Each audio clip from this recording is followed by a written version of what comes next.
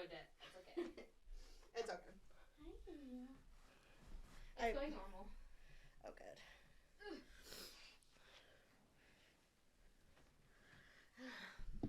good. That made me really thirsty. He's gonna want out in like 1 second. Got a white boy on my roster. He be feeding me pasta and lobster. He hit me up on Tuesday and he said, "What are you doing, babe? I want to take you shopping." I said, "Damn, I'm busy." He said, "Damn, but I'm in your city." He said, "That's okay. I hope you have a good day. I must send you at 50. And I said, "You treat me so well." He said, "Cash App or Zelle." Matter of fact, I will send you a stack because they're fine as hell. I said, oh, what did I say? Yeah, what did you say? Damn, you're fine as hell. I said, "You treat me so..." No. Because you're fine as hell. I said, what did I say after that? I don't remember. You're fine as hell. I said, "You treat me so well." He said, "Anything for my..." No, I don't know. I don't remember what I said. Get your butt out of my face is probably what I said. You're disgusting. You have a turd on your butt. It's like the tiniest. How to wipe your... It's a little dingleberry. Yeah. He's got a little You got dingleberry. a dingleberry on your butt, you disgusting feline. Nasty. You nasty. You nasty. What's up, guys? This is our podcast. I feel like it's echoey right now. It's gonna be. Duh. It's not echoey. We're in an Just talk straight into your mic. Uh-oh. It's probably just showing your, that your microphone is. Talk. Hello? Yeah, it's still ticking up. It's probably just on your, on the other button. Just tap. Oh, yeah, it's fine. Okay. I am in a glass case of emotion. Oh, no, what's wrong? It's from Anchorman. Oh, I was just saying because the echoing. Oh, poor Bree. R.I.P. Bree. RIP. Yeah, this is our show. What's with the Neighbors? almost not neighbors anymore? Shut up. Because Amy's leaving me. Cruel and unusual pain. Also, if you don't know what's going on, go listen to the last episode. Is it the last episode before last? I don't know. Amy's moving. There's no updates. Bree's like, "Hey, let's think about how we can torture Amy more. Let's talk about her moving as much as possible." Let's bring on the torture. Constantly. Let's bring on the guilt. I have 2 things to tell you, actually. Okay. Bring them on. These, I wrote them down because I was like, I'm going to forget. And this one happened a couple weeks ago. Remember when I was like, I have something to tell you, and then I kept forgetting? You finally remembered, and you're like, I need to write this down. Well, someone reminded me at work. They're okay. like, and this is. She announced it to the entire room. By the way, this is Kirsty at work. So she's like announcing this to the entire office like area that we're in. Did you have diarrhea? No. But she was like, "You guys remember when Amy used her Kool-Aid Man voice and Dominic came running down the hall because he thought a man was in the office like attacking us?" I thought you were going to say that Dominic came down the hall because he was playing the Kool-Aid Man. No. He's going to smash through a wall. Oh, yeah. Is that what you did? You said, "Oh, yeah"? Similar. I forgot what she gave. She gave me something, and I was so excited about it. I was like, "Yeah!"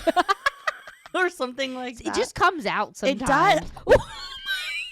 That hurt, bro. I felt that. I'm so sorry. Why? Maybe it was a I'm bad not idea to have him in stepping here. stone. He's like, "Cat tree." Kapor. Parkour. Oh, parkour. Nice. Kapor. Pusscore. You say that, and I was at gymnastics yesterday, Wednesday, and they've got like this plexiglass there, Right. And so I have to watch Natalie while Charlotte's doing her 2 hours worth of gymnastics, Right. which is super fun with a 3-year-old, Yeah. by the way. Yeah. So Natalie's watching her, and I'm watching Charlotte too. Finally get to actually, pay attention for once. And I look over, and Natalie's like Oh my licking gosh. the glass, like in a circle and everything, like all into it. And I'm like, No. immediately, instinctively, I'm like, Natalie, get over it. One of the moms like jerks her head at me. That's like this disgusted, like, what the fuck just came out of you? Excuse me. Sorry, Candy. I was like, sorry, the demon in me comes out. And she like nodded. She was like, oh yeah, I get that. And then she started laughing. Everybody has every mom has a little demon in them. We all do. I was just so excited. I forgot what she gave me. It was something that I've been wanting for work. It was something super easy too, though.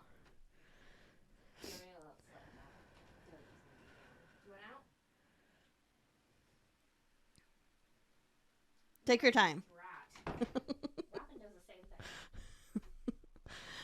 Yeah, so that was so what happened was she gave me something and I was like, oh yeah. And Dominic, one of our attorneys, like came running down because he was like, what was that? Like he was like asking, and I was like, that was Kirsty. and Kirsty looked at him and she's like, do you really think that came out of my voice or out of my mouth? And she was like, that was definitely Amy. Oh yeah. Oh yeah. Who do I need to get? Who's in here? I just like stand up and start Kool-Aiding him, like, like attacking, jumping through walls. Oh no! Oh no! That's so the awesome. other thing that I wanted, would like to be, I would be proud to be known for that. by Thank the way. you. You should. Be, I own it. Thank you, Kirsty. Thank you, Kirsty. Another thing is apparently I'm banned from Twitter. What? Yeah. For what? I don't know. So I went onto Twitter a couple of nights ago. You were just bragging about your Twitter too. I know what. He said you're so funny. I know, I'm hilarious. It's actually Alice's quote, so it would be Alice's funny. But so I went onto Twitter. I forgot why. I think I wanted to look at neighborhood stories or look for neighborhood stories. But I went on Twitter and like I logged in and they're like, your account has been suspended. And I was like, for what? And they won't tell me why. I can't post anything. I can't view anything. And so I appealed it and they're like, but why? What, like, why do you think we should give your Twitter back? And I was like, because I don't know. I didn't do anything. It says I violated their policy. What? I haven't posted since November of last year. Is that why? What I posted was a Lizzo song. Like, I was like, thank you, Lizzo, for helping me get through my, like, cleaning or something like that. I don't know. Twitter.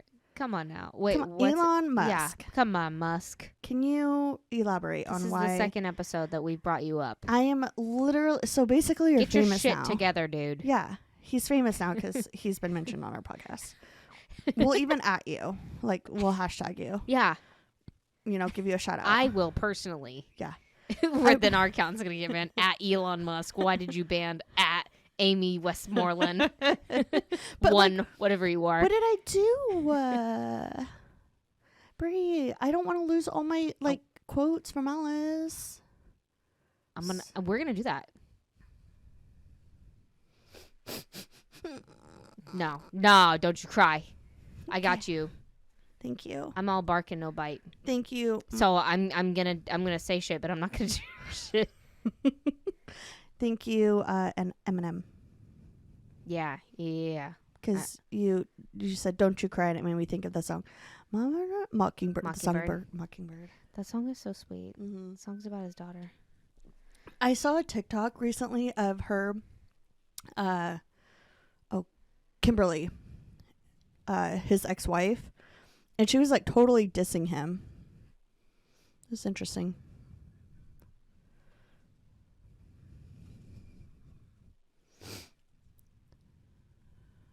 Bree's currently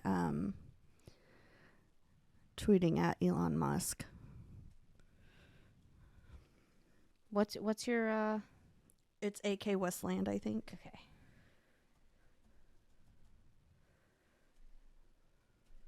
It won't even tag you. Oh my god. Dang it. All right. Well, I'm not going to do that because that would defeat the purpose. Yeah. All right, Elon Musk. If this gets out there, fix your stuff. And also, I got banned on Facebook. That one time in our group, which was super inconvenient because I had to make like 2 different extra profiles to get back into it. But like, come on, Facebook. All I did was post a meme that was already on Facebook.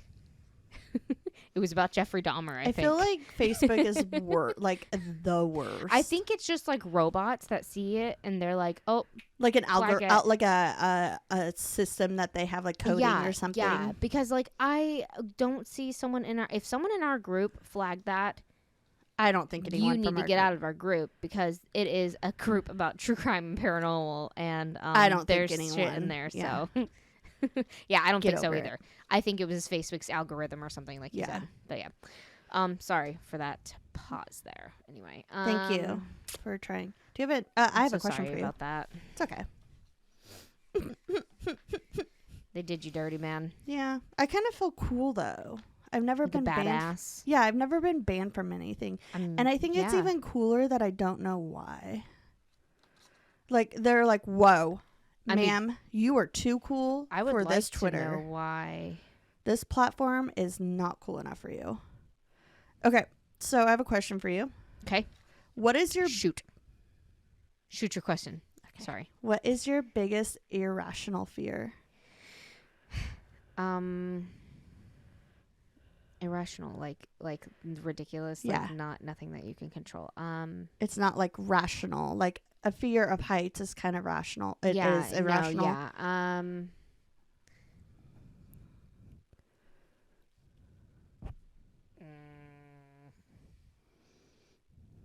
being late to places. I don't know. No. I don't know. What's yours? Don't make fun of me. Give me an example. Okay. My biggest irrational fear that I've had for years, ever since it happened when I was like in high school, is being a victim of a drive-by shooting. Okay. That's not irrational.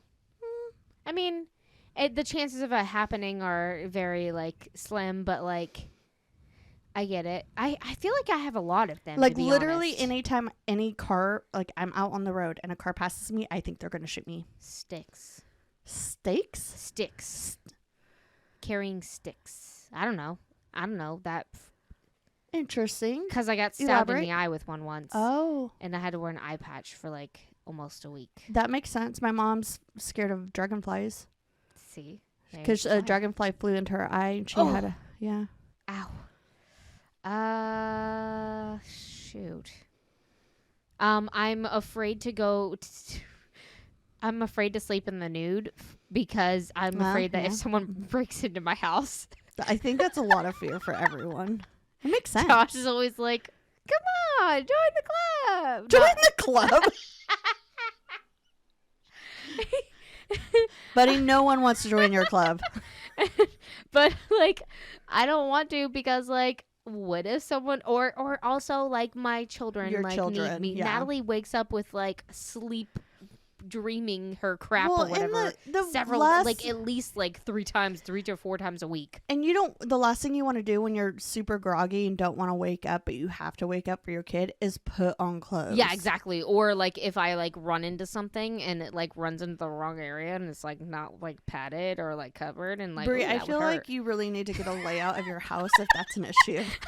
I don't want to run into this cactus that I have randomly just like the ghost put it out in the middle of the night. You actually have a night cactus. I have a cactus that is exact height of where my hoo-ha is. So like if I'm naked, that shit's gonna hurt.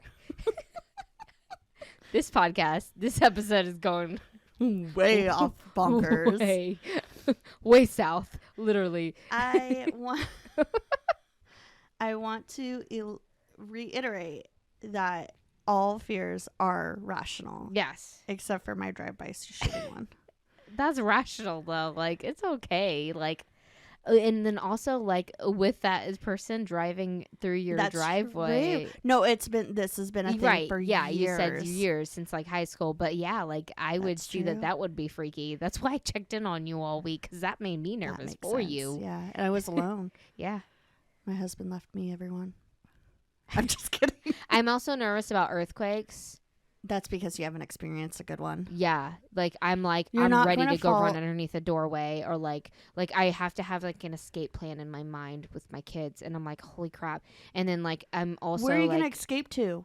The whole I don't earth, know- I the don't know whole who to ground grab. is shaking. and I don't know who to grab first. Probably Natalie, because Charlotte would like be older and I would be able to so like yell Natalie's to your her. favorite. I got it. No. Okay. I go grab Natalie and tell Charlotte, get out of here. Yeah. Natalie's a harder sleeper. Just grab her and then we go run into a doorway.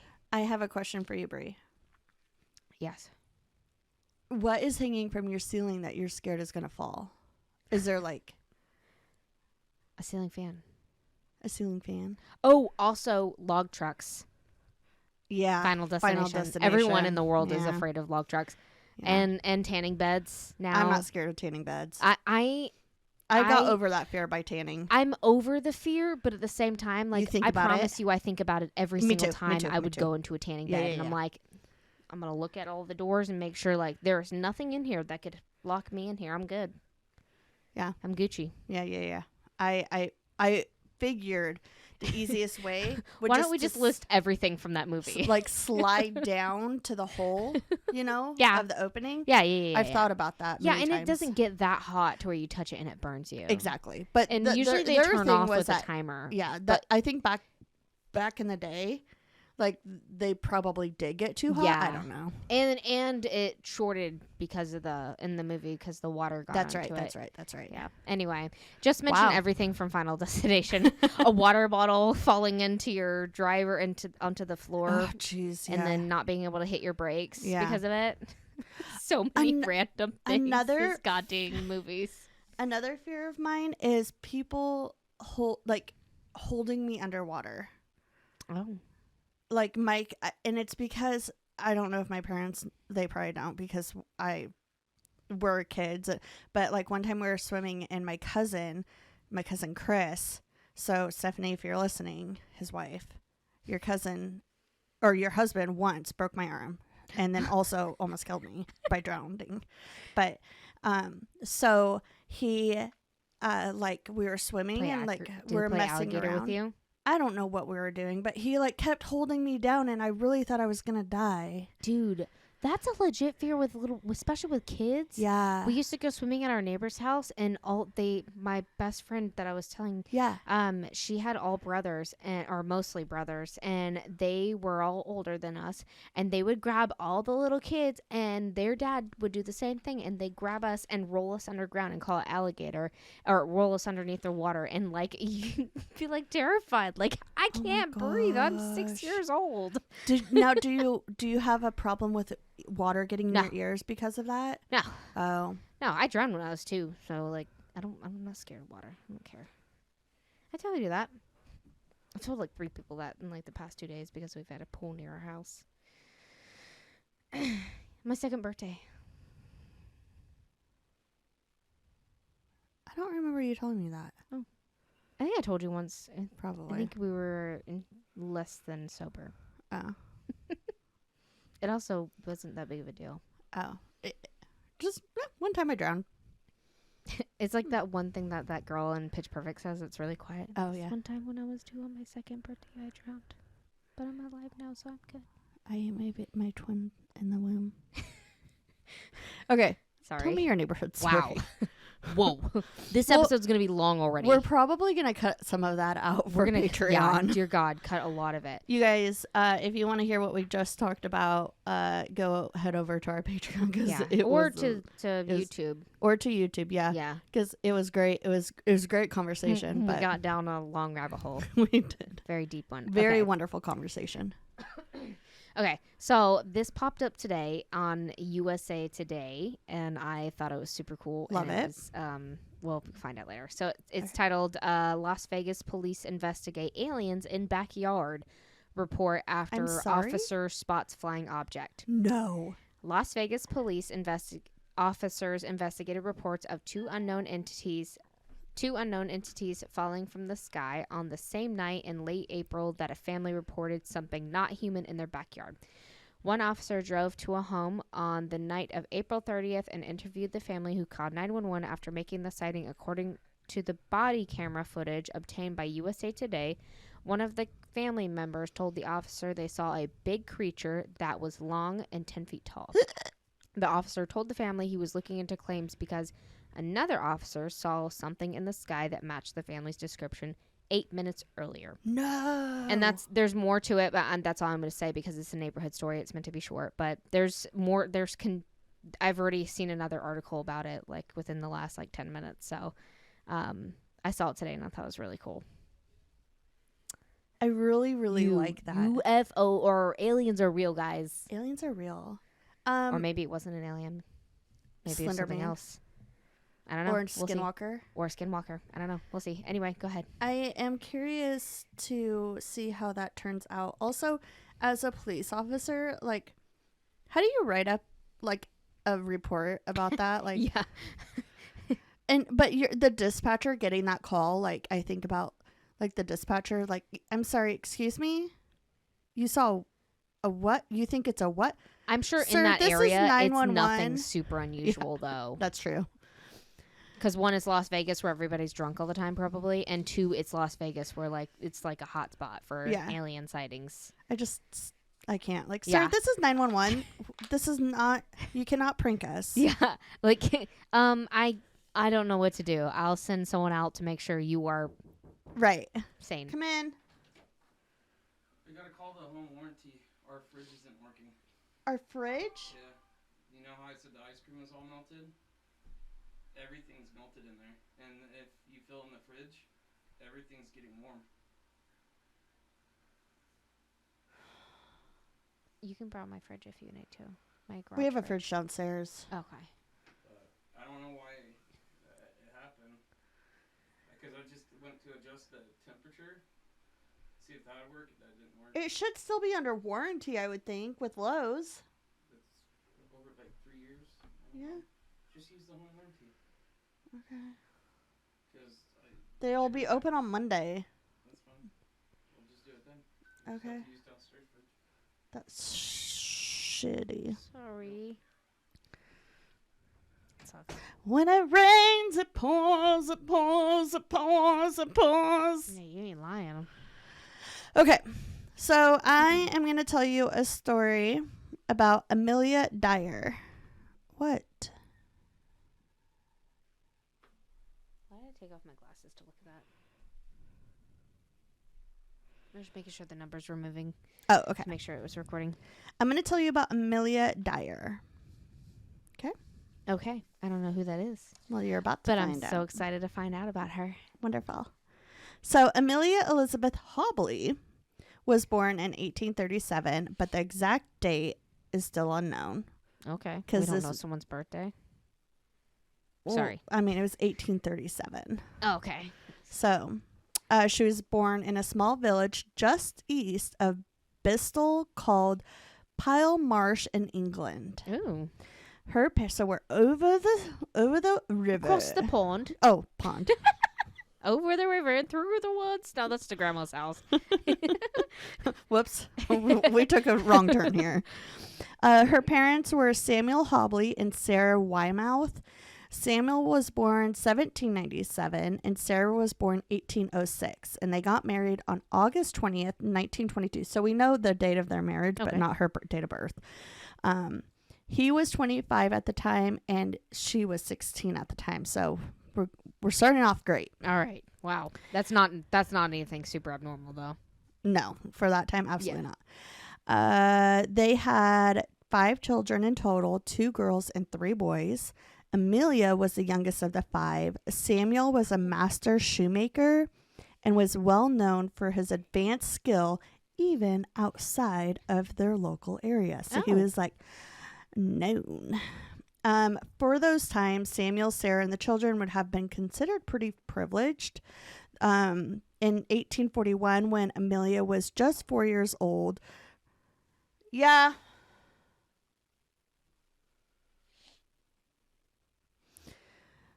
Her 6-year-old sister, Sarah Ann, died.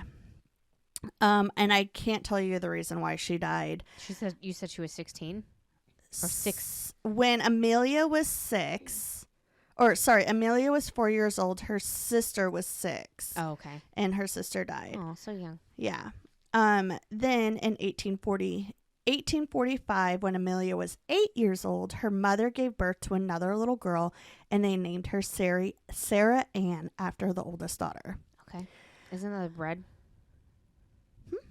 Isn't that the name of the bread? Sarah Lee. Sarah Lee. Yeah. Damn. Close. But the baby died when it was just a few months old. And again, I don't know the reason why. Probably because it was that time. Yeah. Amelia was a very intelligent child. She learned to read and write quickly, and she loved poetry and literature, as most children do. The Hobley children went to good schools, and they had a pretty good life, but that would not last long. Sarah, the mother, contracted typhus, which is a disease caused by infection with one or more specific bacteria. Fleas, mites, body lice, or ticks can carry it, and which terrifies me. And they pass it to the host through a bite, and the bite naturally starts to itch, and when it itches, it creates a break in the skin and allows the bacteria to get deeper into the skin and even closer to the bloodstream. So fun stuff. Kind of like Lyme disease, I would guess. The symptoms of typhus are severe headache, chills, and spreading of a rash, very high fever, confusion, low blood pressure, severe muscle pain, light sensitivity in the eyes, along with the person to being seemingly out of touch of reality. Okay. I feel like this is one of those commercials. Yeah, sorry. If you were experiencing and do not do that. So Sarah suffered terribly with this and would go into these violent rages from when the infection was getting worse. The children unfortunately suffered the consequences of some of her fits because the dad was working. But Amelia knew what she had to do, and she was caring for her mom, who ended up dying as a raving lunatic in 1848 when Amelia was just 11 years old. Raving lunatic, but she still made bread. Yeah. No, wrong person, Brie. Wrong person. Just want to believe it's Sarah Lee. Wouldn't that be great? So she was a raving lunatic, but she made great bread. Damn, her bread was good. Her buns were nice. So after her mother's death, she began to show signs of depression. And so what does a father got to do with his depressed daughter? Oh, no. Send her off to the aunt's house. Oh, of course. Can't be dealing with this. Don't deal with her. No. But, I mean, I think he might have had good intentions. Yeah. So he did it because she would have a female presence. Presence in her life. And he felt that she needed that more than her 3 brothers and her dad. But her aunt was good to her, and Amelia slowly began to feel better. During that time, nearly all women wore corsets. And interested in the trade, Amelia began an internship with a corset maker, learning how to make them with the idea that this could be her career. Okay. That's kind of cool. She spent her teen years... So we have her to thank. Yeah. Thanks, Amelia. So she spent her teen years with her aunt, and life seemed to be well for her. In 1859, her dad died, and her oldest brother took over the shoemaking business. And after the death of her father, she began to have disagreements with her brothers. Though no source specifically states what it's about, it's believed that it was about the business because it was handed to the brothers, and she was kind of just left in the dirt. So she ended up being forever estranged from all 3 of them. At the age of 24, Amelia moved into a lodging house in Bristol, and while there she met a man named George Thomas. He was 59 years old. All these first namers. I know, right? He was 59 years old and making him 35 years older than Amelia. Oh my gosh. Their courtship was short and they soon got married. George helped her get into nursing school, though. Okay. Where she just obviously studied to become a nurse. And through being a nurse, Amelia met a woman who worked as a midwife by the name of Ellen Jane, another first name. Ellen told her of a much easier way to earn a good wage. Oh, by the way, Bree, sorry. I meant to say this in the beginning. I got this story from my calendar, my daily calendar. Okay. Sick. Yeah. Cool. So, back to the story. I'm so glad the calendar is so handy. I love it. Everyone loves it in my Yay. office. Ellen told her of a much easier way to earn a good wage. There was a lot of what they called illegitimate births back in that day. Oh, so cheating. That and getting pregnant when you weren't married was a huge taboo. Oh my gosh. I know. Of course. Yep.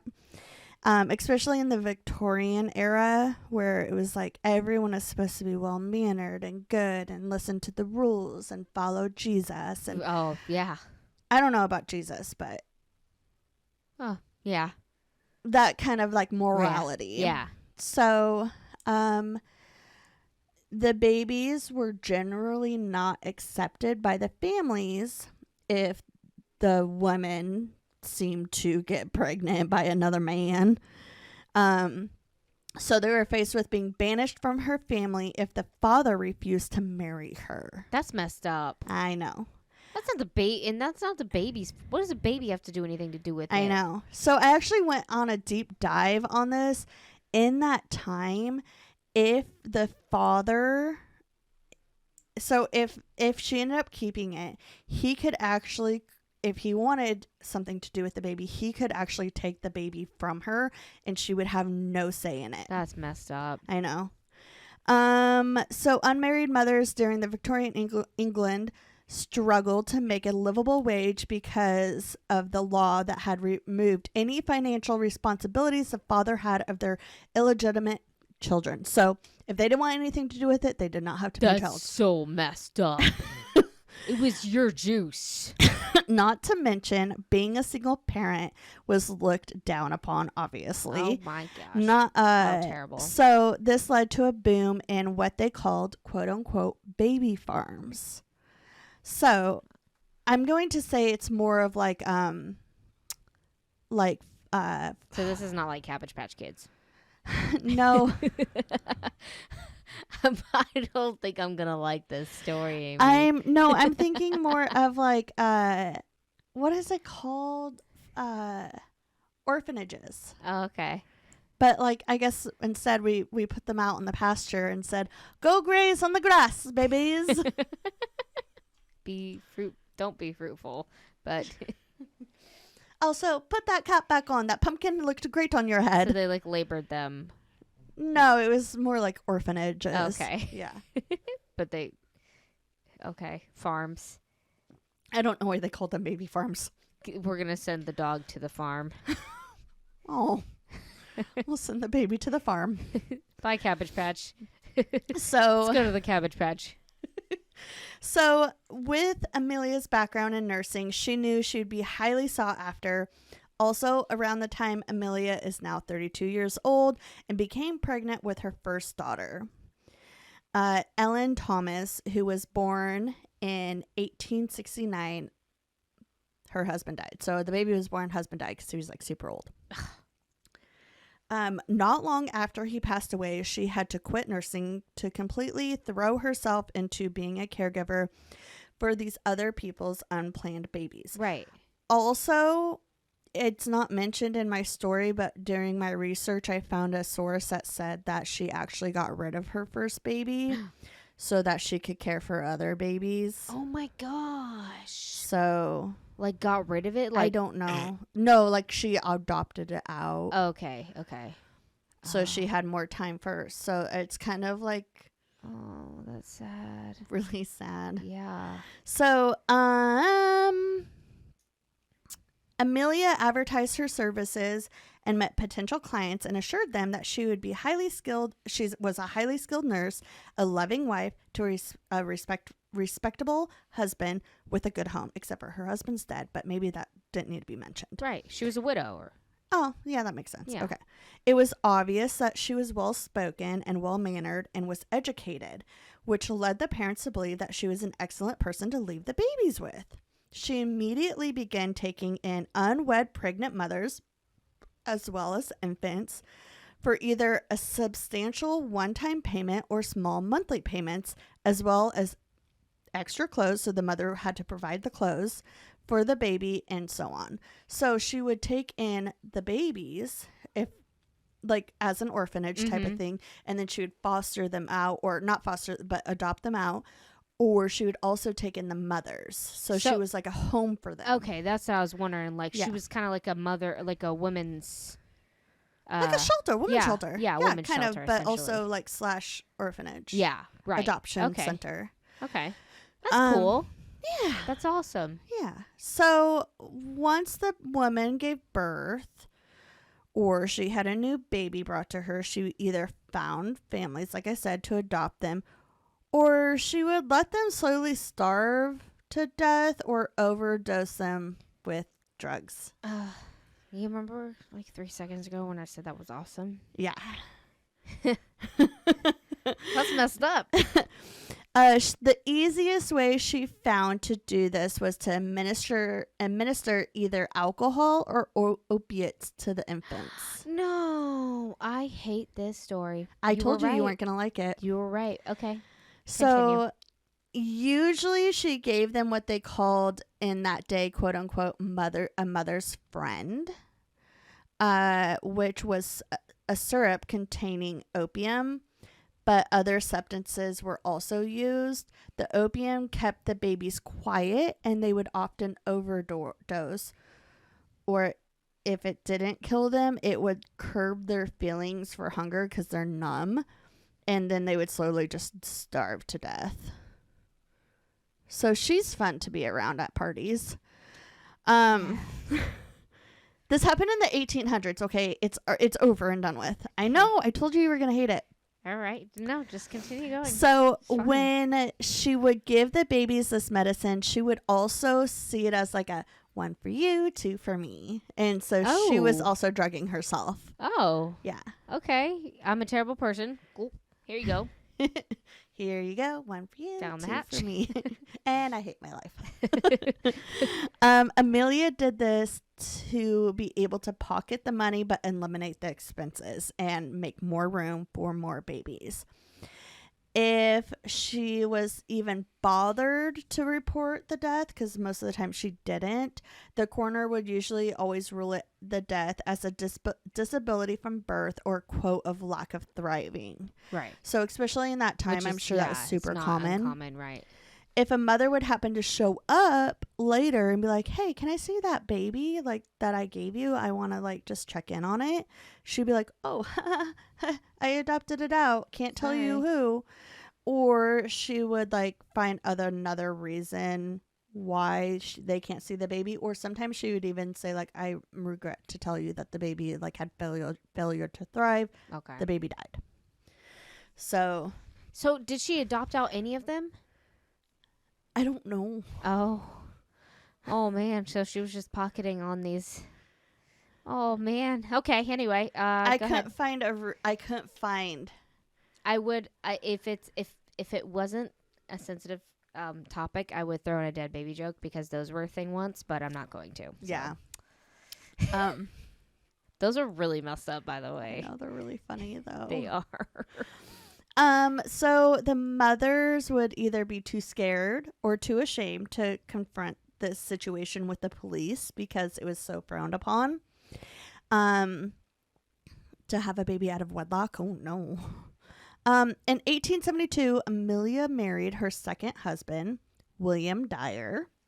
He was a laborer at a brewing company. She then went on to have 2 more children, Mary Ann, sometimes people called her Polly, and William Samuel. I love that name, Polly. Polly, yeah, it's really cute. pretty.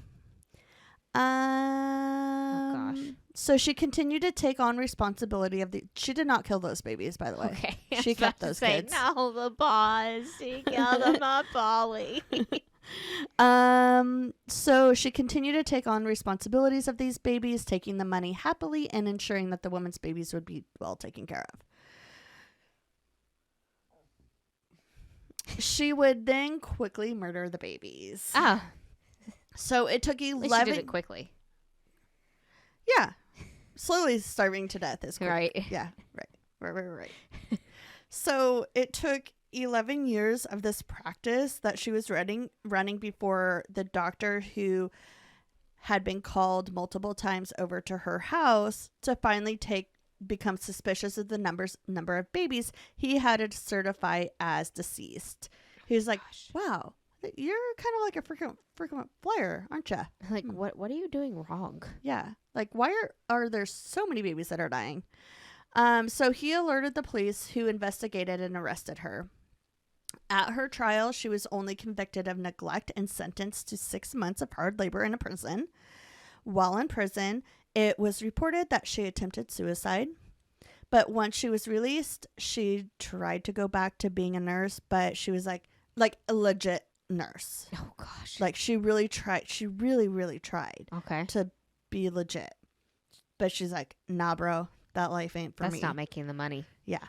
So she moved to a new area and went right back to baby farming.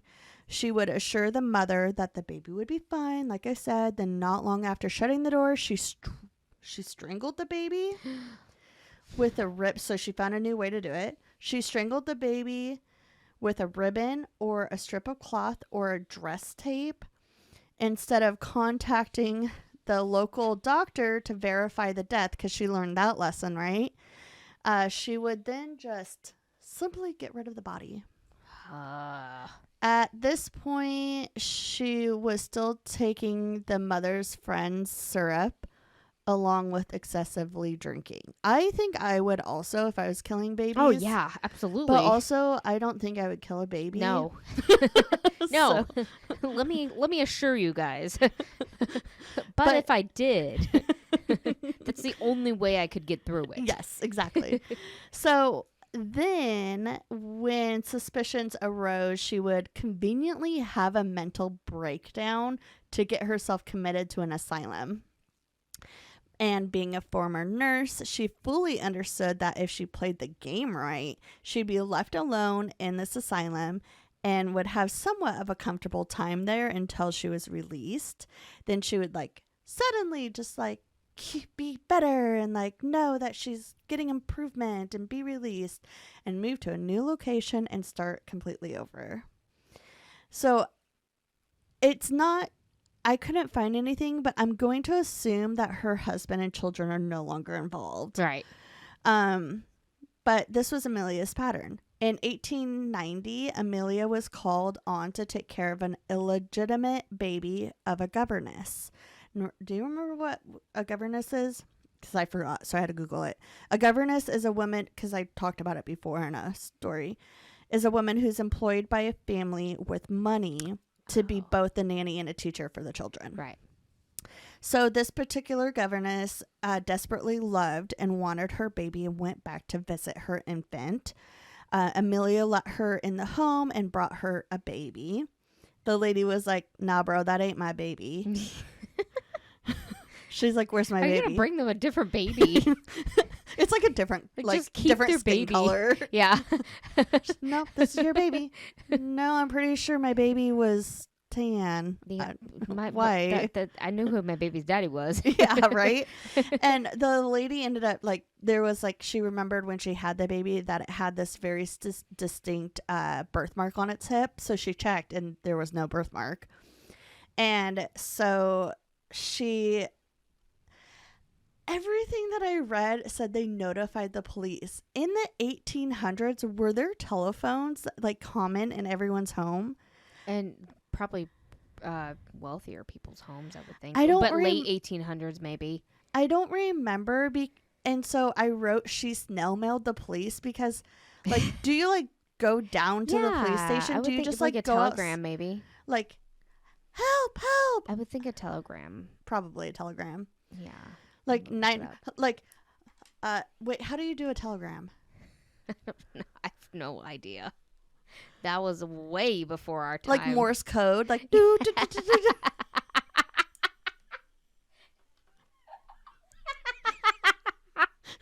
Beep, beep, beep, beep. Beep, beep, beep. I don't know. And so It takes like 30 minutes to decipher a 5-second sentence. They're dead now. oh, you're done. There's a fire down on 22nd Street. Damn it. I thought it said 23rd Street. Or you mess up. You say 22nd, it's 23rd. You have to like recheck it like 3 times. Oh, and the house is burnt. Oh. Okay, so she notified the police. When they showed up, Amelia conveniently had yet another mental breakdown, and yet was committed. Hold on. She had yet another breakdown and tried to commit suicide in front of the officers by drinking 2 bottles of Ladrium, which I know you're going to ask what it is because I didn't know, and that was fun looking up on a computer. Because I forgot I wanted to look it up today. Like I didn't know what it was, and I was like, I forgot to look, and so I was like, I'll just look it up on my computer today.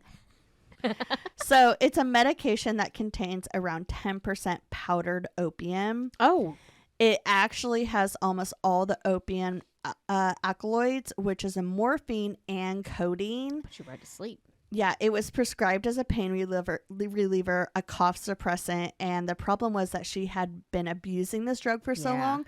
So when she went to go take it, she just didn't take enough to kill herself. Jeez Louise. So she's 50. So she was high as a kite, probably. Yeah, and got put into an asylum. Wow, that would be fun. So now she's 54 years old, and she was admitted to another asylum. And when she was eventually released, she was like, this was the last time I'm going there because that was not fun. Obviously. Probably because she was coming down from like a really bad high and also having withdrawals. Yeah. It's not the place, baby. Yeah. Sweetie, it's your addiction. Yeah.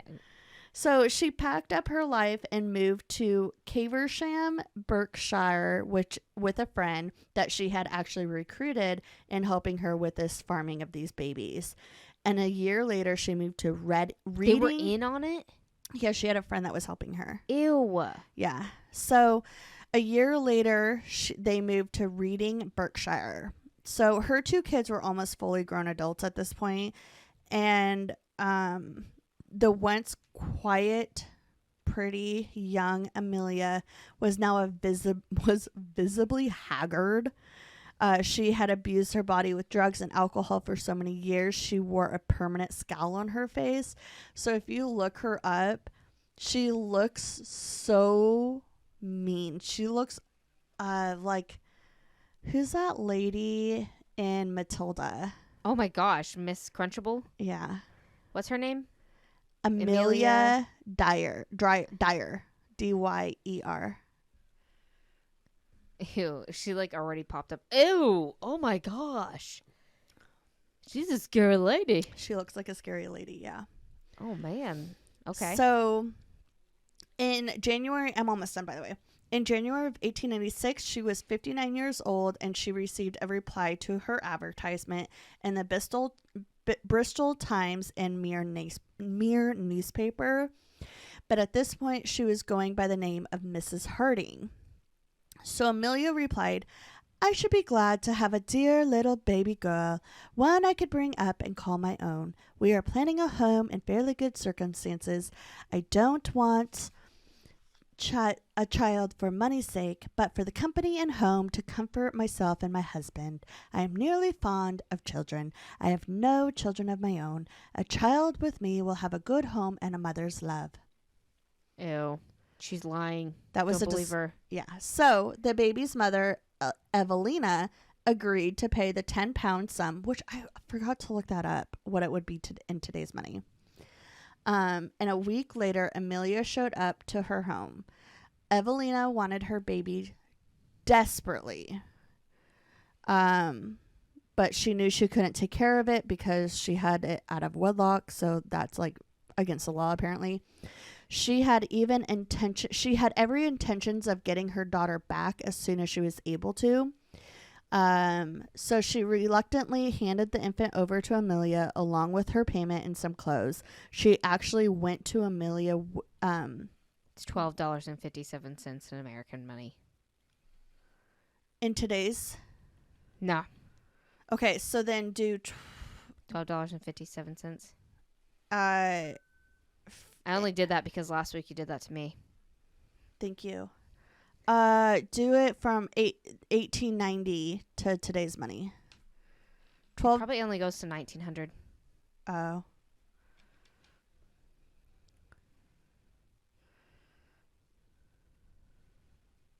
Stupid computer.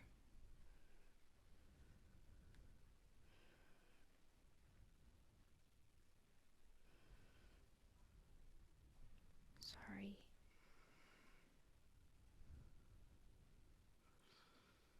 $419.04. That is not a lot of money to kill a baby. Nope.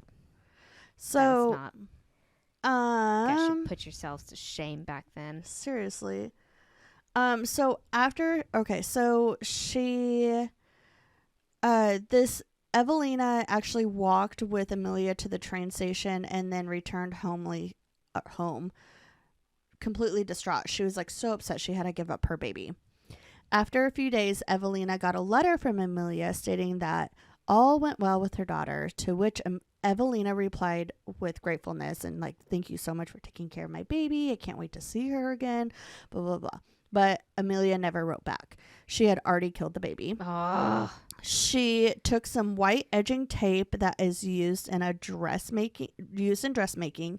She wrapped it around the baby's neck and tied a knot. And that didn't kill her very quickly. Amelia then wrapped the body in a small cloth. She took some of the clothes and pawned them off for some more money.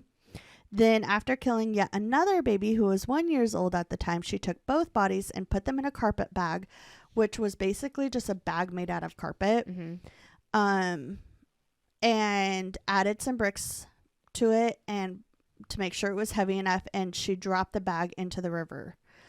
Amelia later stated in an interview, "I used to like to watch them with the tape around their neck, but it was soon all over for them." There is a warm place in hell for her. Warm? Hot. Cold. Hot. Yeah. She's burning. So, March 30th, 1896, a man walked on a barge and saw a strange package in the river. So he fished it out, he opened it, and then quickly realized that it was the bodies of the baby and the boy. He frantically alerted the police, obviously by Morse code. Smoke signals. Yeah. So the detective began working, the detective started working on the case with what little bit of evidence that they had, but they did get a breakthrough. The packaging that she had put in the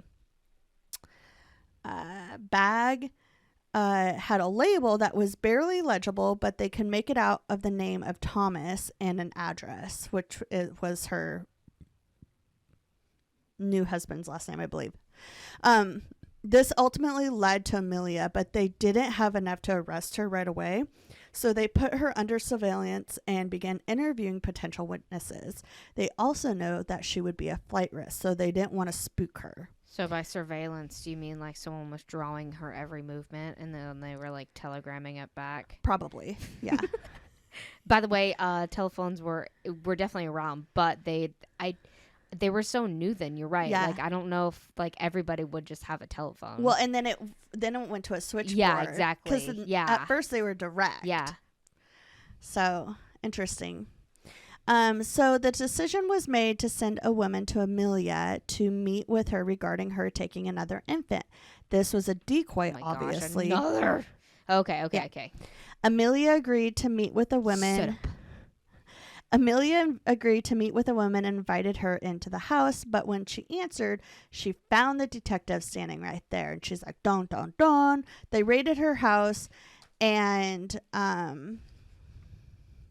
were immediately met with this overwhelming smell of human decomposition. Oh, no. But after a pretty detailed search, they actually never found any remains, which is really weird. That's really weird. But what they did find was a white edging tape that matched the tape around the infant that was found. They also found correspondence about adoptions, a lot of pawn tickets for baby clothes, as well as several letters from mothers asking about their children. That is so depressing. That is so sad.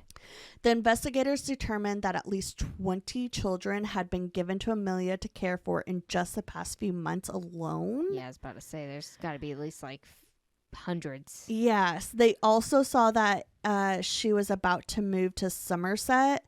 So if she had kept this pace of murder throughout the years that she was doing, and the pace that she was doing, the experts estimated that she would have killed over 400 babies over just a few years of being a baby farmer. Ew, you suck. So obviously she was arrested.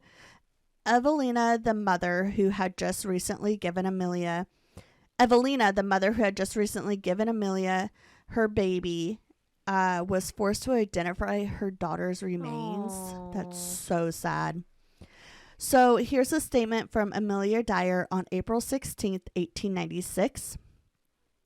Sir, will you kindly grant me the favor of presenting this to the magistrates on Saturday the 18th, the instant I have made this statement out, for I may not have the opportunity. Then I must relieve my mind. I do know and I feel my days are numbered on this earth, but I do feel it is an awful thing drawing innocent people into trouble. I do know I shall have to answer before my Maker in heaven for the awful crimes I have committed. But God Almighty is my judge in heaven and on earth. Neither my daughter Mary Ann Palmer nor my husband Alfred Ernest Palmer, I do most solemnly declare, neither of them had anything to do with it. They never knew I contemplated doing such a wicked thing until it was too late. I am speaking the truth and nothing but the truth, as I hope to be forgiven. I myself and I alone must stand before my Maker in heaven to give my answer for it all, my witness by hand. Amelia Dyer. Which I don't have any feelings about that. I still think you're a terrible person. I feel like she was just saying that to give her, like, she was forgiving herself. And Yeah. it's like, no, you don't get to do that. to make herself feel better about dying. Yeah, exactly. Yeah. Give herself some ease. Like, I don't want to go to hell, so I'm trying to, like, here's my Hail Mary. Yeah, exactly. So the next month during her trial, Amelia pled guilty, but her lawyer wanted her defense to be insanity, considering she had been committed to mental asylums in the past. But the prosecution argued that she used the asylums to avoid suspicion, considering she was always admitted into them right before she was about to be detected. And also she showed signs of knowing what she did was wrong because she moved so many times. So the jury only took a few minutes to find her guilty, and she was executed by hanging, get this, on June 10th, that's tomorrow, 1896, at the age of 59 years old. Ha! And it's hanging, too. It's what you get for strangling babies. That's you what piece you of get. Garbage. Piece of person. I hate you. Ugh. So that's the story of Amelia Dyer. Amelia Dyer, you deserve to die. I'm sorry. I'm sorry. That's messed up. That is so messed up. I don't like that one. But it was good. It was a good story. It was good for a true crime story. But that was messed up. Yeah, dude. She sucks. Yeah, she does. I wanted to do an old one for so long. Like an old one. That was good. That was interesting. Crazy that happened. Like, and I'm sure she's not the only person to ever do that. Oh, well, no, it was a thing. Yeah, like, that's wild that was a thing. Yeah, someone that's taught her. That was a thing. The midwife taught her how to do it. That's messed up. That's so messed up. Those poor babies. Those poor babies. Those poor mamas. Yeah. So, Are you excited? I am stoked beyond I'm belief. freaking stoked to tell you this. If it's a story. doll, I'm going to throw this nail at you. Okay, I won't. It's not a doll. I'll throw it on the ground. It's not a doll. I'm going to tell you the story about Skinwalker Ranch. Bree! So- I'm so excited. So this is such a big story. Bree I'm wanted gonna- to do this for so long. I have, and I don't. I've been wanting you remember- to do this story for so long. I don't know why this one jumped out at me in this particular time. I've always been fascinated with this story because I've watched like the whole series and everything. But it's such an in-depth story that I've like been hesitant to do it because it's like so much. So it's Yeah. actually going to be 2 parts. Heck So yeah. I'm going to tell you the first part today. I'm obviously. so excited. So for those of you that don't know, Skinwalker Ranch or Sherman Ranch, as it was originally at the time that I'm going to be talking to Real you quick. about it. Yeah. Isn't it privately owned? Yes, it is now. Okay. That's what I thought. Okay. Yeah. It is a 500-acre ranch located near Ballard, Utah, in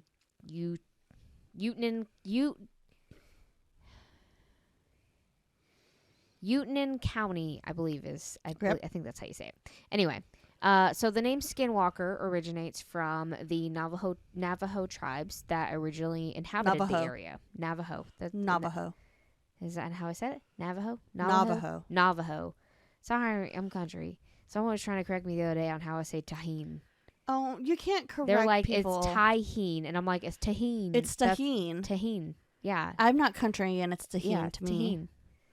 tahine. Except for it's oil. Tahine, apparently. Oil is oil. We're That's not oil. going over this right now, Oh. but Anyway, so it's from Navajo I'm sorry. tribes. What a white way to say tahine. Tahine. Tahine. Tahine. I know, that's what I thought. That's so I was white. Like, I feel like that's like, just be lazy. Say it the lazy way. Tahine. I feel it's tahine. harder to say it that way. Tahine. That's Tahine. enunciating It's it. Tahine. Tahine. Tahine. Carolina. Carolina. Anyway, it originates from Navajo tribes that originally inhabited the area. A skinwalker is defined as a type of witch or dark entity who has the ability to turn into or possess or disguise themselves as an animal, and they can like mimic noises of like things that would attract people, like Right. like they can mimic your own voice. They can like if you have a child, they can mimic their noise. Baby crying. Yeah, baby crying, just different things. They usually, I from what I've been researching, they're commonly caught in like a coyote form, and also what was the other one? It'll come up. Okay, so during the Civil War, the Ute tribe joined in a military campaign against the Navajo and expelled them from their lands, forcing them to refuge into New Mexico. Oh my gosh. It is believed that the Navajo cursed the land because the skinwalkers began to terrorize the Ute afterwards. So they think that, like, you know, they cursed the land, and then from that curse, skinwalkers came about. Okay. Specifically, the north side of the ranch, Skinwalker Ridge, as they call it now, is the place that's like the most dangerous. Okay. So Skinwalker Ranch is the largest paranormal hotspot in like the world. No. So it's like I said, it's got lots of juicy stuff in it. What? And I definitely won't even tell you all the stuff that I find because there's just so much. Thank you for the warning. You're welcome. So in the 1900s to like 1987, the Myers family occupied the land. All the numbers were like a little off, and then I think there may have been more than one family with the Myers. I don't know. Okay. But they occupied the land from the early 1900s to 1987. They did not report any strange occurrences. However, people surrounding them reported thousands of UFO sightings throughout the years, especially in like the 70s. This included strange fireballs. Why do you think the 70s? Do you think that they're more people like are super high and Yeah. they're like tripped out? Like, oh man, did you see that stuff? Also, like maybe because people were like big into going outside, maybe like then and like looking at the stars and more in Possibly. astronomy. I don't know. Huh. I don't know. So, or maybe just because. Oh, you know why? Because the 1969 we went to the moon and then everybody's into space and shit. Probably. Oh, obviously. Okay, Yeah. that makes sense. Did we go to the moon though? I believe in 1969. Did we actually go to the moon? Yes, we went to the moon. I think, it's fine. You can believe whatever you want, but I am a firm believer that we went to the moon. I don't believe that conspiracy theory because there's so many things against it. Anyway. There's so many things about the moon. There are. So, this included, the sightings included strange fireballs and aircrafts, ranging in size from 20 to 30 feet. Oh my gosh. To as large as a football field. A lot of the aircrafts were described as round, oval, cigar-shaped, and triangular. Cigar-shaped? Yeah, they're just like smoking their whatever. And they're just like, that's weird. It looks like this. It's kind of cigar-like. Cigarular. What the shit? Huh. What is in this? But also, do you think that was like, I'm sorry, do you think that it was like the bus, like, version of spaceships? Yeah. Well, some of them are kind of compared to like an RV. So, yeah, essentially. Huh. Who would have thought? Yeah, I know. That's so weird. Just wait. Okay. Your mind's going to be blown. It already is. So, a glowing green light surrounded some some of these crafts, a glowing green light has surrounded some of them. Others have emitted wavy red beams, and others have appeared to shoot colored lights from their underbellies. So by like the 70s, Utah Highway Patrol got so many UFO calls that the troopers just stopped filing reports. Wow. Because like, what They're else? like, we have enough, you guys. Like, thanks. we already know. No one's hurt. So, during this time, local ranchers also saw bizarre, like, cattle mutilations and living beings in the windows of portholes of the UFOs. So, like, everybody saw shit. Okay. It wasn't just the people on Skinwalker Ranch or Okay. the Sherman Ranch. In 1987, the Myers suddenly vacated and the ranch, leaving it empty for 7 years. Wow. So, in 1994, the Sherman family, Terry and Gwen Sherman and their 2 kids, purchased the ranch with the intent of raising their family in a peaceful country life setting.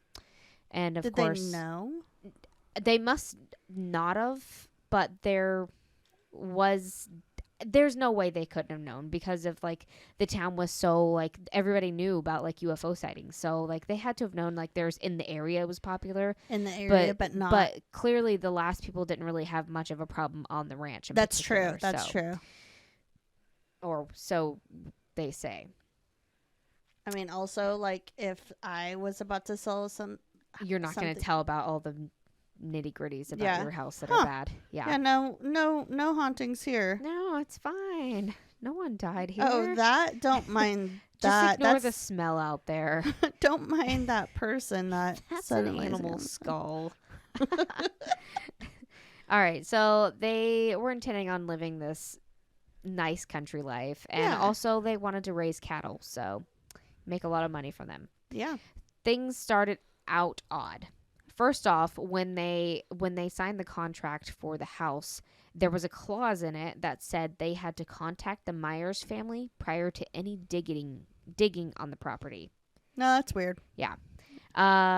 So which tells me that like I feel like something did happen to them. They just didn't say anything. Yeah. Then when they actually arrived on the property, they found that everything had been bolted down, like shut, metal bars around the windows and like loose chains around the buildings. Like everything was just locked up. I want to like you can't get into a room, or like you mean like locked down, like you cannot pull like it. locks on everything. And That's then like weird. bars on the windows, and then they clearly had some guard dogs outside or something because there was like loose chains out there that looked like they were attached to dogs. Okay, I see what you're saying. But Which they makes weren't like sense. locking it from the new owners. They were just No, okay. no, but they were locking it from something. Not Okay. long into living there, the family noticed a large wolf slowly approaching them. In Utah? Yep. Yeah, wolves are there. Mm-mm. Yeah. No. You don't think so? No. In the canyon? Coyotes, though. Coyotes. Okay, so some sources described it as walking on its back legs like a human. Like a werewolf. Yeah, Eh. yeah. But in the source that I read, it said that it was so large that it came up to the chest of grown men, and whenever it was on all fours as it approached. However, it did seem tame, and they even like managed to pet it.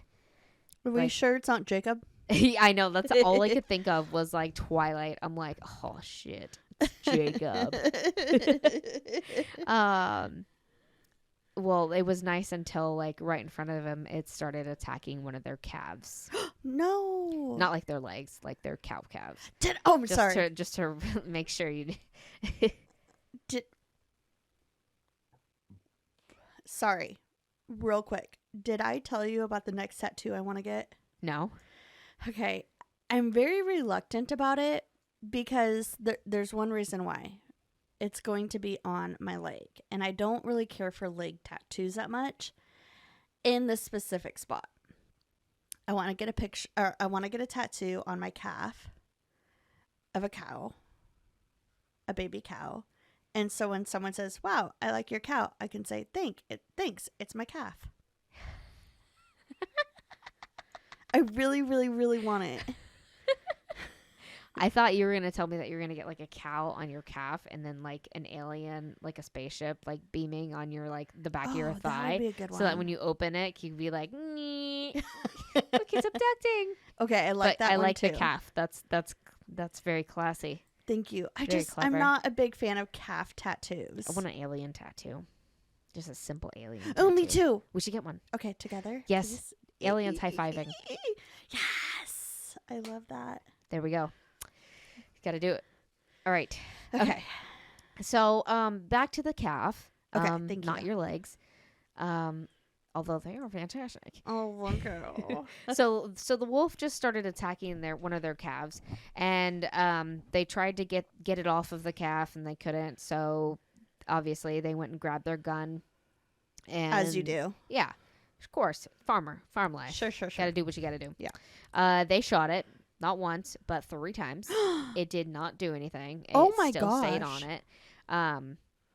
And after the 3rd time of shooting it, it did. Sorry, not once, not twice, but the 3rd time, it finally stopped. But it didn't seem like it was hurt at all. It just kind of stopped and like looked at them and was like, "Fucking shooting me."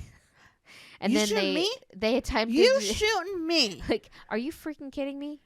Do you see that I am from Twilight? Do you know who I am? Do you know who I am? Taylor Lautner. I come from 12 gangs. 12 gangs. Yeah. Crips. I do what I want. Crips and Bloods and all the rest. Anyway. That's from I have no idea what that's from. It's from a Saturday Night Live skit. Oh, I love it. Thank you. Okay, so after it had obviously not been affected, Terry Sure. attempted to shoot it again, and it seemed like it wasn't weakened again. But he had clearly taken off some flesh and some hair, so like he knew he shot it. And so it decided, like, all right, I got the message. I'm going to walk away. So it walked away, and he didn't want it to hurt his family or any more of its cattle. Do you want me to stop? No, you're fine. Do you want to do that real quick? I just took it off. Oh, okay. Okay. So he didn't want it to hurt his family or his cattle, so him and his son got the guns, and they followed it. And they followed it, and like they followed its tracks until like they just disappeared out in the middle of nowhere. Like they're walking out into an open field, and then like the tracks just stopped. And there's no more tracks anywhere else. Because it was going faster than them. Yeah. Okay. Well, they had to go. I'm sure they had to go back inside and go get another gun or something like that. Yeah. I don't know. More ammunition. Who knows? Yeah. You know, bear. Who knows? Probably the bear.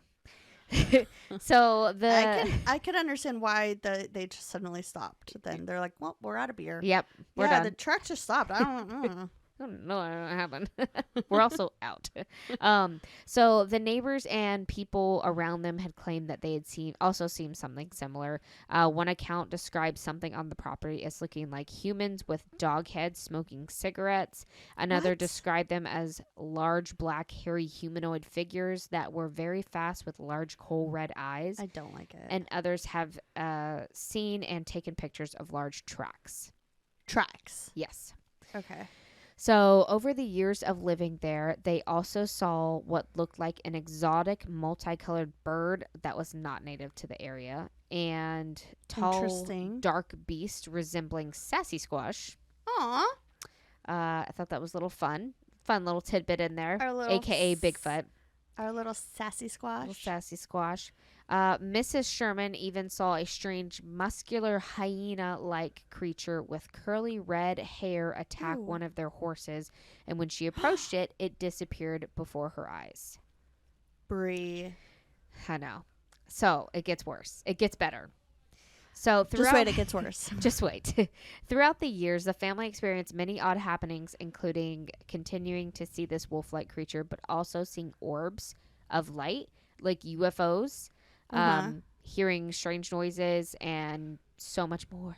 I hate that. On occasions, the family noticed things going missing on the property. Terry would leave to take a break from a job on the property, and like for example, at one point he left behind a 70-pound post hole digger, and he came back and it was gone, and like later on he had found it like 20 feet up in a tree. What? Yeah, clearly he didn't put that up there. I mean- 70 pounds. Maybe No. he's just. Maybe he he's holds like it. really trying to dig that tree up from the top. You're doing it wrong, man. You just start from the top and work your way down. Yeah, that's how it works. The Shermans began noticing glowing orange lights dozens of times in the sky that would just hover, sometimes round and sometimes in other shapes, and always seem to disappear in the same place. They would even watch them on a telescope. Like they were just like so numb to this that they were just like, oh, let's look at this one tonight. Like check out this one. Like, but I mean, like, what else do you do? What do you do? Yeah, I mean, I can understand like the first like all freaked dozens out of by times it. Yeah, you're and then scared. it's like, oh man, there's one really cool one out tonight. Come check this one out. Like especially if it's not doing anything Yeah. to you. Yeah, it's fascinating. Yeah. So, at one time, while Terry was watching one, he had noticed one of the orange orbs had a blue spot in the middle of it that looked Whoa. like the blue sky. Or Wait it a looked like the second. sky in it.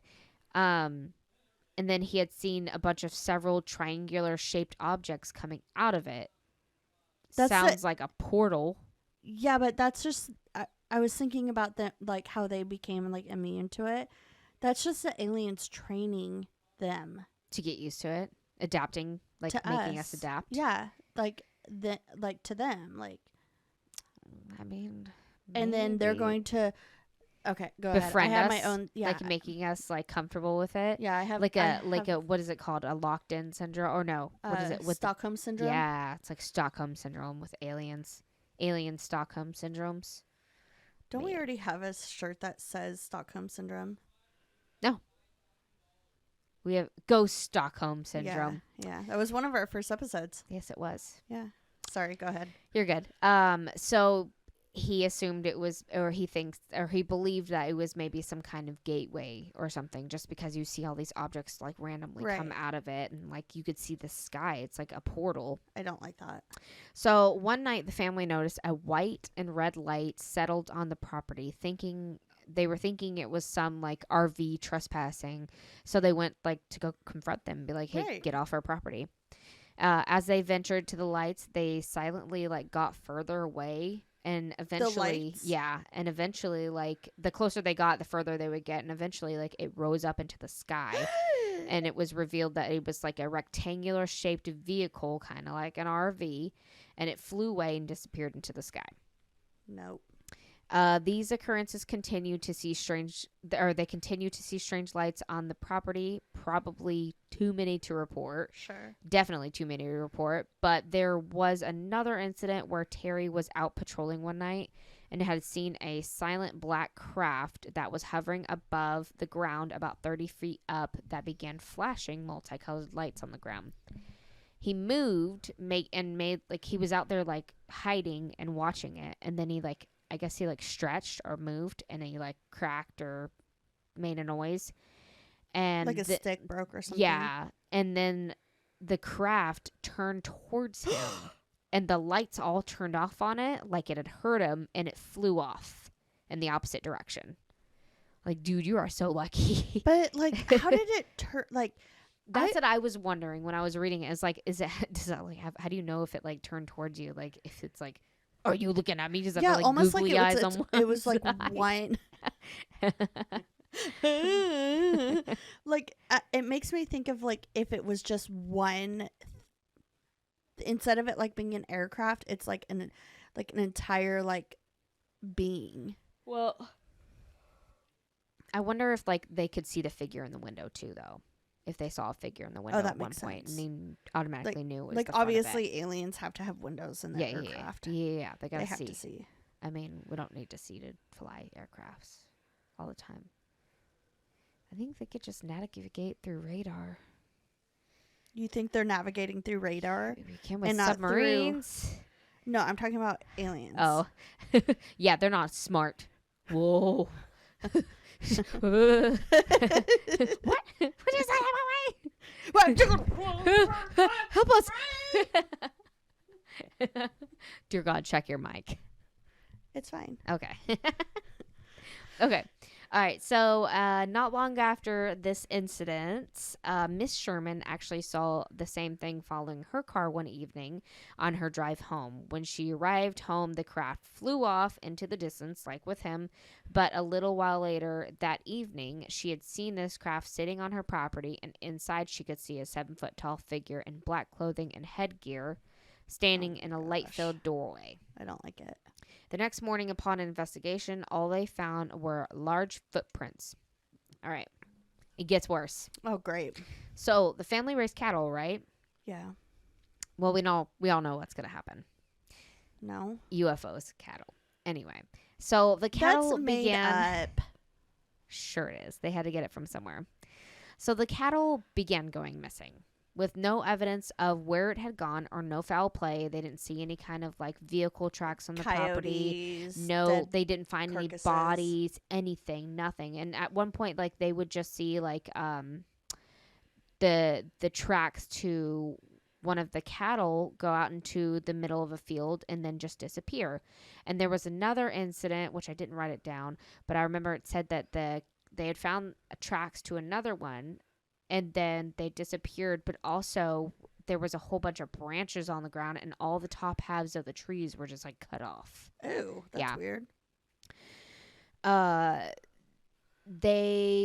One site said they lost 5, another site said they lost 7, and that was just ones that they like actually lost, like they misplaced them. So, Okay.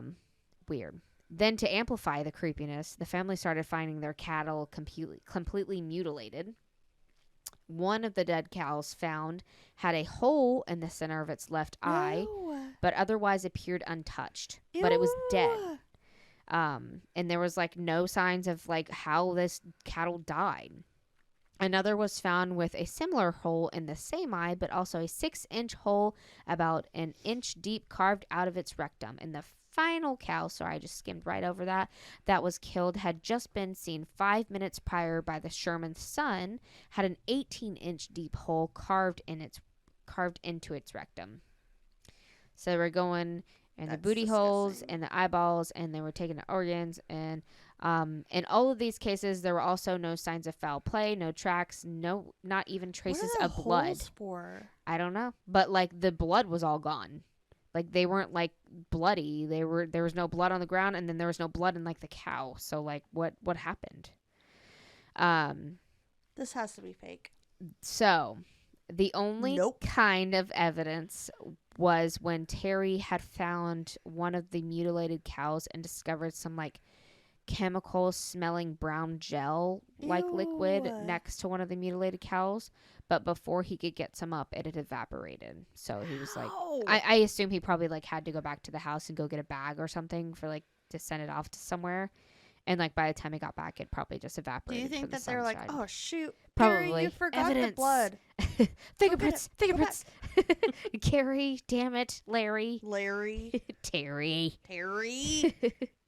The family also started hearing strange noises around the property that came from underground, as well as random holes that were dug, like 100 pounds worth of dirt of a hole. And the dirt wasn't like around it. The dirt was just missing. So like there was just holes, and then there was like no piles of dirt next to I mean, it. that was nice of them to take the Yeah, the dirt away. it's like they came in with like a excavator, and it's like, and then like drove away with Yeah. it, and then swiped all their prints away Yeah, as they did it. It's a lot of effort, you know what? but man, There's- you pay for what you get, man. Yeah, exactly. So these holes seem to correlate with when they would also see flying lights the night before. Other strange occurrences included the pastures lighting up at night, this sounds of heavy machinery coming from underneath them, I don't like disembodied disembodied voices speaking to Terry in an unfamiliar language coming from above. Terry. The Mr. Sherman. Oh, Oh yeah, there was a Terry. You said Gary. That's right, Terry. And finally, your typical like crop circles were found in the grass. real? Okay. So one evening in May of 1996, just 2 years in, Terry was outside with his 3 dogs, and he noticed a blue orb darting around in the field near the ranch house, and like told his dogs, "Get it, go get it." No, why did he? No, why did he do that? Yeah, and the dogs obeyed him, and they Of course went and they did. chased after it. No. And they disappeared into some thick brush, and then all Terry could hear was a bunch of yelping. And they didn't respond when he called them, so I guess he just like went inside for the night, because it was nighttime, and like, We just leave our dogs out. I mean, like, what do you do? Are you gonna die, or are you gonna just like go back out in the morning? I'm so mad at him right now. You know. So the next morning, he went to go looking for the dogs, and all he found Yeah, was obviously they're all dead. I mean, all he found was 3 greasy lumps with what appeared to be scorched spots on the ground, and the dogs were never found. And that is where I'm going to leave it. Freaking hate Terry. He And, can burn in hell for leaving his babies out there. That is the first part to Skinwalker Ranch. Yeah, because like so far we've mostly just talked about aliens, and like you touched a little bit on.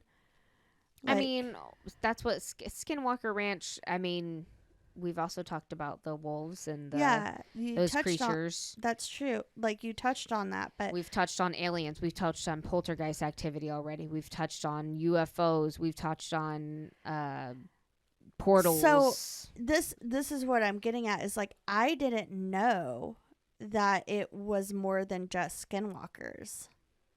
Oh yeah, but like I mean, is it skinwalkers, or is it aliens, or is it both, or like the same thing? And why just the ranch? That I is don't so weird. I'm going to get into that on part 2. Tomorrow. Oh my gosh. I've started already, like, cuz I already know, like, cuz I've watched a lot of it. I've watched a lot of the Secret to Skinwalker Ranch. So if you've already seen that, guys, you know, go Don't watch spoil it. Yeah, I mean- don't spoil it. Go watch it. Go do your little studying up, and we'll just like recap it and go over all like the cliff notes Sure. next week. But yeah, I'm basically going to go over that, and then some other things that have been going on there. Recently? No. Yes. You should go down that I've gone down the TikTok hole of Skinwalker Ranch. I want to say more, but I'm not going to, because Okay. it'll spoil my second part. So I just need to just go continue so I That can was stop really talking. good. Thanks. I just really I had so liked much it. fun doing it. So I'm so excited you're doing this one. I am too. And I didn't even save it. Oh my gosh, I'm so lucky that this isn't like Whoa. my autosave isn't on. That's weird. Creepy. All right, so I'm going to tell you, thank you, Brie. I'm so excited to hear next week. You're welcome. I'm going to tell you a neighborhood story real quick if I can find, here it is, I found it. So this is from Reddit. I asked my neighbor to try and keep her dogs from barking at night while we're sleeping. A few nights later, she was out there barking herself to encourage the dogs to make noise. And that's a jerk of a neighbor. But also, if you hate your neighbors, Yeah, I also would probably do that. what would make my dogs bark? Knocking on the door. Knocking on the door. Yeah. Yeah. But like my dogs would only bark inside. My dogs bark at our neighbors. Like While Macy you're does. inside. They always do. Macy always barks at them. It's only whenever either they come up to the fence, and it's because she wants them to pet her Yeah. and she's jealous, or if they start throwing their dog's ball, she gets very jealous and she wants them to throw her ball. Yeah. It's because she's jealous. Yep. Do you have a ball thrower for her? I have a shooter. I want shooter. to get because I'm tired of freaking throwing her ball. Is it the automated ones? Yes, because she would know how to use it. She would do Yeah, really well. she's with very it, 'cause smart. Macy will fetch a ball all day long. Yeah. She will do it until she passes out. You should. Yeah, they're like $80. It's worth it. I found one that was $20 off on Amazon today. What is more important?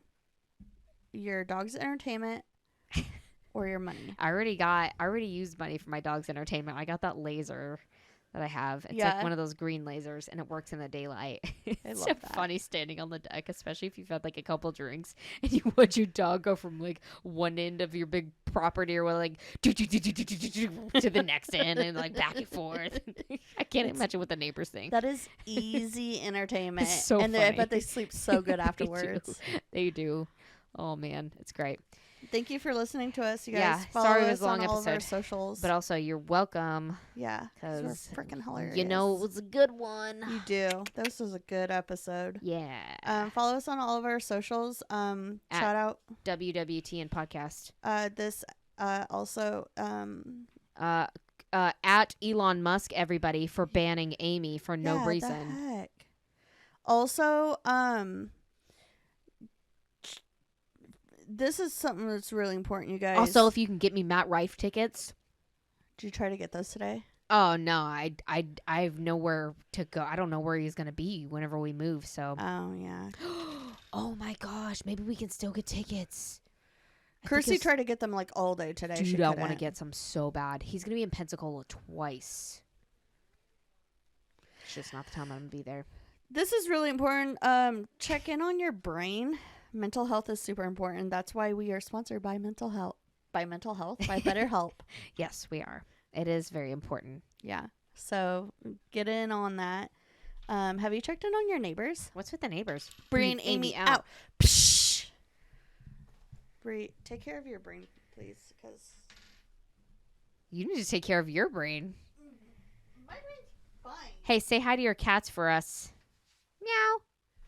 Don't get dead. We messed that up. You messed that up. You messed it up. You were like, take care of your brain for us.